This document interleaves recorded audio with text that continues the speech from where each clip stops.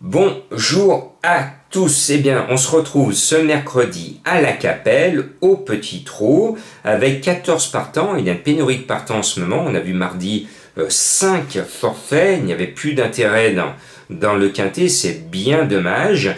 Et on va essayer de faire mieux ce mercredi à la Capelle avec des bons chevaux qui partent derrière l'Autostar mais en deuxième ligne. Pour moi, le 13 King Cole et le 12 Brillant Ferme, ce sont les plus jeunes et ce sont des petits bolides de vitesse. Et ils devraient exceller sur ce parcours donc de vitesse. Et je n'hésite pas une seconde à les mettre en premier et en deuxième sur mon ticket. Et puis, je mets haut le cheval de Madame Colombo. C'est le 10 Benjamin. C'est un Italien qui déçoit beaucoup en ce moment en France. Mais je me dis que ce petit bolide italien qui fait des prouesses dans son pays, comme il insiste à ce niveau, je me dis que si l'équipe italienne Minopoly insiste, c'est qu'ils espèrent bien à un moment qu'il va rembourser son avoine française. Donc je fais confiance à Madame Colombo, je mets son 10 Benjamin.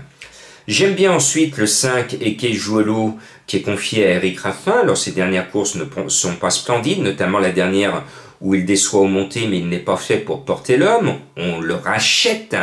Et ce 5, lui, est bien placé en première ligne derrière l'Autostar. Et puis le 3, First in Love, découvre un bien bel engagement, à lui d'en profiter. Puis j'aime bien l'équipe d'Aujar, un entraîneur qui bosse bien et que j'apprécie. Il nous présente une vieille gloire d'étiercé qu'on a vu à maintes reprises. L'As Filaret du Verger, elle est limitée maintenant, elle a pris un peu d'âge comme nous tous, mais elle a tiré le 1 à la corde, elle est déférée des 4, il suffit qu'elle reste bien calée, qu'elle suce les roues de ses adversaires pour garder un petit quelque chose sur le poteau. Et puis vous vous en souvenez, lors d'un Black Friday, un vendredi soir, Fayette nous a donné un mal de tête ce vendredi soir, quand il a fait l'arrivée à une cote d'extrême outsider. Eh bien celui de Fayette, je ne veux pas l'oublier deux fois, et même s'il est mal embarqué tout à l'extérieur en première ligne, je préfère l'avoir sur mon ticket que hors de ma sélection. Et puis l'entraîneur Desmais en met 2, donc je me dis on ne met pas 2 chevaux dans un camion sans vouloir rembourser le prix de l'essence qui est très coûteuse en ce moment en France. Donc j'estime que son 6 Falcao de Chenu est le meilleur des deux. Il part devant, plaqué devant, déféré derrière, confié au spéculatif Benjamin Rochard.